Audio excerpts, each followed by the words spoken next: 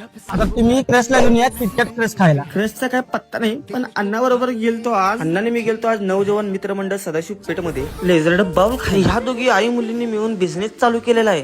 फिजिओलॉजीची speciality आहे royal rabri गुलाबजाम dessert पाव. ह्याच्या आधी रबडी पण पिल्ले आणि गुलाबजामुन पण खाल्ले, पण रॉयल रबडी गुलाबजामुन मी पहिल्यांदाच ऐकलो. तर यांच्या स्वीटरलॉजी शॉप वर डिश अवेलेबल आहे.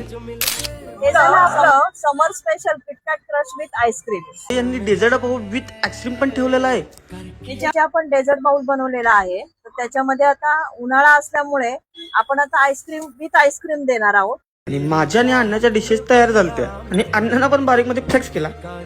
आणि मी डिश घेतलेली रॉयल रबडी गुलाबजामुन हे बघूनच मला भारी वाटलं. अण्णाने मी टेस्ट केलं तर विशेष शेवटचा आहे हो.